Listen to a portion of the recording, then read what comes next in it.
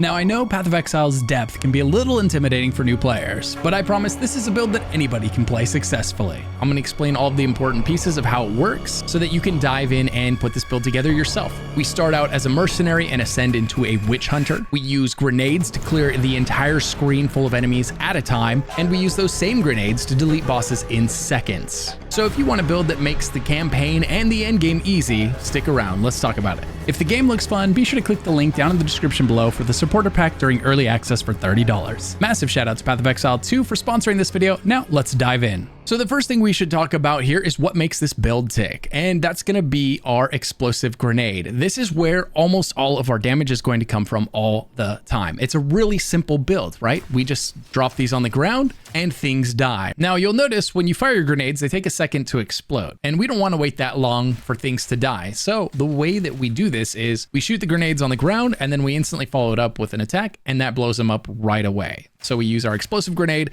into our explosive shot, and the explosive shot acts as what this game calls a detonator. So it detonates those grenades as soon as it hits. So if you know you're running up to a rare enemy that might take more than one round of grenades, and most times they won't take more than one round of grenades with this build, but just let's suppose that they do, you can shoot 2 rounds of grenades and then your explosive shot, and it's going to detonate all of them.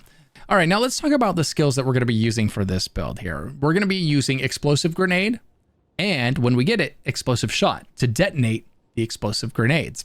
That's our combo right there. We shoot the grenades and then we shoot them with explosive shot. That's it. It's a really simple build, real easy to put together, real easy to play. Until you get explosive grenade, you can level up using fragmentation rounds. These are a nice shotgun effect. So the closer you are to the enemy, the more damage you do to them. So it helps to be close to a boss so that all 10 of the projectiles that come out of this hit the enemy, and it does shotgun them. So if you're close to them and all 10 fragments hit them, then it's going to do 10 times the damage as if just one of those fragments hit them. So use it like a shotgun and it will do really well for you. As for the gems I'm pairing with my explosive grenades at the moment, I've got Fire and Fusion. Supported attacks gain 25% of damage as extra fire damage. And then we're using magnified effects. Supported skills have 40% more AoE effects. This is just going to make the radius of the grenades bigger so that they overlap more, and more of them hit every enemy that's on screen. And then we've got scatter shot here. Supported skills deal 20% less damage, but we fire 2 extra projectiles at the enemy. So this is great for throwing out even more grenades. That's why instead of 2, we've got 4 right there. And if you've got the right bow, you'll even have 5 because the bow will send out an additional projectile. However, that's not always going to be available for you, and we'll talk about that once we get to gear. Next, we have Primal Armament. This is going to make our supported skills do 25% more elemental damage. And if you're ever curious about how much these are affecting and if maybe something else would be more effective here, you can swap things out and look at the damage number that's showing up. So we pull that out and now it says 5,212 per grenade, and we're shooting out 4 grenades. So each time we fire our grenades, we're doing 24, 50,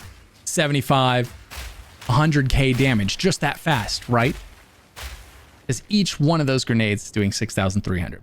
Finally, we have concentrated effect. This is going to make the AoE smaller, but it's going to cause the skill to do 40% more damage. As for our other ability, we're going to be using explosive shot, as we mentioned. Basically, the way this one works, this is a detonator, and so we can use this to detonate our grenades, but it's also a nice way of finishing off an enemy. If you fire your grenades out, detonate them, and a guy isn't dead for whatever reason, maybe he survived somehow, you can usually finish him off with 1 explosive shot. For the support gems on this one, we're going to use Martial Tempo. This makes it so that we attack 25% faster. It just helps it feel smoother when you're running around. The less time you have to spend in that firing animation, because you'll notice you do slow down when you fire. The less often you're stuck in that animation, the better the builds tend to feel, especially once you get into the higher level maps, and getting hit by projectiles from enemies can hurt a lot. So you want to be spending as little time as possible moving slow. So for the same reason, we use Nimble Reload, which gives us a 60% increased reload speed. This just makes it so that after we fire our skill, it reloads almost instantly so that we can fire it again, you know, as we're alternating between our abilities. Then we've got Inevitable Crit. Basically, the way this works is every second, your chance to crit with this ability goes up 25% until you do crit, and then it gets reset. So since we use this ability about once per pack, that means we're almost always guaranteed a crit when we do decide to use this ability. Finally, we have Ignition. I'm still playing around with these other support gems here to find the ones that I really like, but so far these have felt good. And this one's just going to give your skill 100% more chance to ignite enemies. So when you do use this ability on them, very often they'll be set on fire and they'll probably burn to death if they're still alive. Now let's quickly go over our spirit gems, right? That's consuming this resource down here. And I've got 2 different spirit gems that I use situationally because I don't have enough spirit to run both all the time at the moment. So what we run is Herald of Ash, and this is going to cause any damage, any overkill damage you do to an enemy, it's going to spill over onto nearby enemies in the form of a fire dot by igniting them. But the main reason I have Herald of Ash active when I'm not fighting bosses is for the cannibalism support gem. I recover 4% of my life every time I kill an enemy. So you'll see me kill a big pack of enemies, and any health that I was missing when I ran up to them is returned to me 4% at a time when I kill that pack of enemies. So this just basically keeps your health topped off. It's a nice free heal that you get while you're in the thick of battle. And then when we're fighting bosses, we're going to use Attrition. Attrition is perfect because the longer the fight goes, the more damage we do, and it's more damage, which means it's multiplicative. So we do 1% more hit damage to rare and unique enemies for every 2 seconds that they've been in our presence, up to 53%. So the longer a fight rages on, the more damage we do, up to 53% more. That is absolutely massive. If your fight's been going for 30 seconds, you're now doing 15% more damage, right? That's a multiplier. So that can be really big for your damage, especially against those bosses that take longer to kill. For the support gem on this one, there aren't currently a ton of options in the game at the moment. So I like Vitality. It's going to regenerate 1% of our life per second while this skill is active, which could be useful in a long boss fight. So let's go over the skill tree, the part of these builds that tends to scare people the most. Now, as I mentioned, we are going to be a witch hunter, but here is the mercenaries portion of the skill tree right here. If we zoom out for the people that want to pause the video here so they can follow along, here it is. Here's the whole skill tree that I've got so far, and I'll also explain what I plan to do moving forward. So we started off by coming down here, taking these quick and early attack speed and projectile damage nodes. The attack speed feels great early on because your attack speed is so slow on the mercenary. It's probably the hardest thing to get past in the early game. So we work our way down here to Remorseless. This is going to give us projectile damage, increased stun buildup, and that's important because this build stuns bosses. We'll send them into a stun state almost instantly when we get into battle with them. A few rounds of our grenades are going to send them there. And that's because of when we worked our way over here, we grab this node here, Heavy Ammunition, which takes away 8% of our attack speed, but gives us 40% projectile damage and a massive 40% increased projectile stun buildup. So because of this, bosses become real easy. If they don't die right away, they will get stunned right away, and then you can finish them off no problem from there. We're also going to be grabbing the Feel No Pain here. This is 20% increased armor and evasion and 20% increased stun threshold. Really, what's going to happen is you're going to make your way down here. You're going to grab these offensive nodes primarily, and you're going to be melting enemies. And then you'll eventually get to a point where you're feeling a little bit papery, which is going to cause us to seek out more of these armor and evasion nodes. And so that's why we're going to take Feel No Pain and Battle Hardened here. And then we'll work our way here. This here, Overwhelm, it's going to reduce our attack speed yet again, but it's going to give us 20% more stun buildup and 40% increased damage with two-handed weapons. So that's another 40% node. 40%, both are slowing down our attack speed, but it doesn't matter because we don't need to attack fast. We just throw the grenades, we shoot them, and everything's dead. So we don't need to be shooting really fast on this build since everything dies with 2 shots, and we're going to grab other nodes that counteract the losses to our attack speed. While we're working our way down here, we're also going to take this section right here. And the best part about this section right here is cluster bombs, 50% increased grenade fuse duration, but the grenade skills fire an additional projectile. So we get a whole extra grenade every time we fire our grenades because of cluster bombs right here. So you'll want to work your way down to this one as soon as possible and grab that passive. And the other ones around it are nice to have too. They're going to give you increased grenade damage and increased grenade AoE size. Then you've got right here, grenade skills have +1 cooldown on use. This is just going to give you an extra grenade to have on hand. So it's going to be a little harder to run out of grenades while you're running around. We're going to keep coming down here and we're going to grab Adrenaline Rush. This is going to give us 4% move speed if we've killed recently, and it's going to give us 8% attack speed if we've killed recently. So there we're getting some attack speed back. And because we've always killed recently whenever we're playing this game,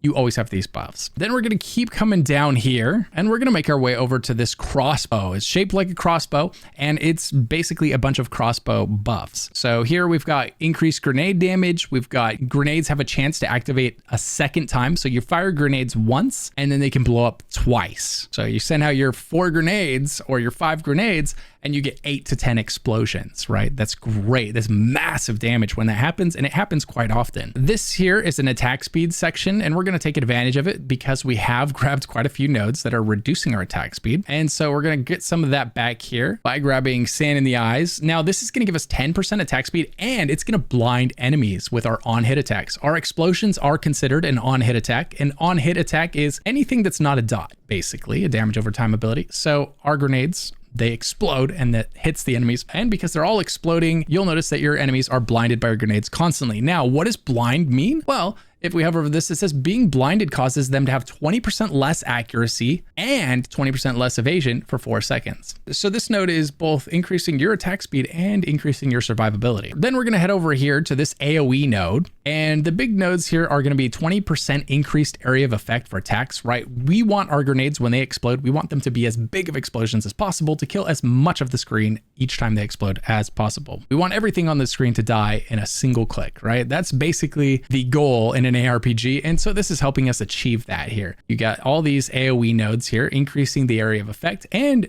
increasing our cooldown recovery rate, which is great because our grenades have a cooldown time, right? We have 4 grenades, but if we fire all 4 there, you'll notice I'm running out. It's filling up, but I can fire them faster than they can refill. Now I'm waiting. So taking this node decreases that cooldown time there so that they can recover faster. And as a result, I never run out because I just fire it into the next pack, fire it, right? And everything's dying each time I do that. We're also going to grab Crushing Judgment, 25% increased armor break duration and 25% increased attack area damage. So this is 25% more AoE damage, which our grenades are. And so is our explosive shot.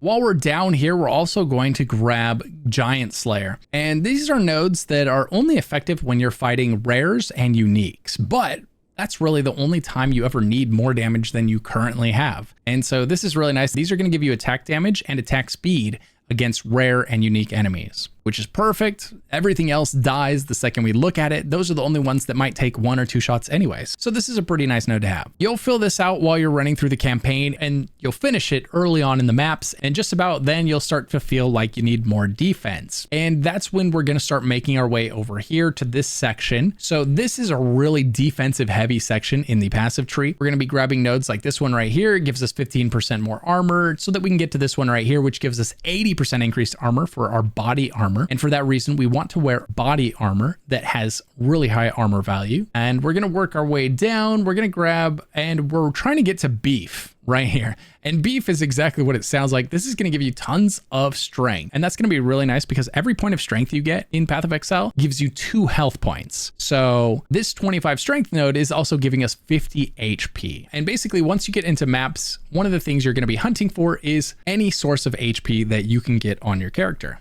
whether it's on your gear or there's reasonable sources of it like this node right here in the passive tree. We're also going to work our way towards Blade Catcher, which is going to give us 200% armor against critical hits, and it's going to give us another 15 strength, so that's even more health. And we're going to work our way to this one here, Polish Iron, 25% more armor, and 50% of our base armor from equipment is also added to our stun threshold so that we're not stunned quite as often. You'll notice when I'm running around clearing maps on this character, I'm not afraid of getting up close and personal with the enemies. This build has a lot of survivability, a lot of tankiness to it. So if enemies hit us, it's not really a problem. We're also going to take these attack speed nodes right here, this cluster of attack speed nodes, because this 6% increased attack speed with these other 3% attack speed nodes feel good on this build right now. Now let's talk about our Ascendancy. So we're going to be taking Witch Hunter, and one of the reasons we're taking Witch Hunter is because of the increasing damage that we're going to be able to do against bosses. Because again, the only thing that doesn't die in one hit anyway is bosses. So anything that we can do to increase our damage against bosses is great. So basically the way this works is we destroy the enemy's concentration, and that's going to do 2 things for us. Destroying their concentration with these passives, which we do simply by damaging them, by the way. You don't have to do anything special. You just damage the enemy and you're going to deplete their concentration. You get rid of 40% of their health and you've taken away all of their concentration. So once that boss is at 60% health, they have 0 concentration, which means you're going to do 30% more damage to them because of this node right here. And they're also going to be firing off spells slower because when they don't have concentration, their cooldown on their abilities is slower. So they become less threatening and you become more threatening. It's perfect. So these are the first 4 nodes I grabbed right here for that reason. Now for the last 4 nodes, you kind of have an option here. You can go 2 different directions. You could go this way here, Zealous Inquisition, and you could even take this one earlier if you think you're going to do less bossing and more mapping, then Zealous Inquisition is going to be great for clearing groups of enemies, right? Which is basically what you're doing in maps. You're running through, you're clearing packs of enemies. This is just going to make that even smoother because 10% chance for enemies you kill to explode, dealing 100% of their maximum life as physical damage to the enemies around them. And this chance is doubled against undead and demons. So really good map clearing capability with this node. Alternatively, you could take this path right here and we could get damage versus low life enemies, quite a bit of it. By the way, 35% increased damage against low life enemies. And by the way, a low life enemy is just an enemy that has less than 35% of its health. So the last third of their health bar, basically, you're doing 35% more damage. And this is great because the bosses in this game are more dangerous the lower their health is. They have more moves and more attacks and more dangerous attacks when they're in low health. So once you get them into low health, you want to finish them fast. And so that's just one reason this is fantastic to have. Then we've got Pitiless Killer, which gives us Coaling Strike. Coaling Strike basically just kills enemies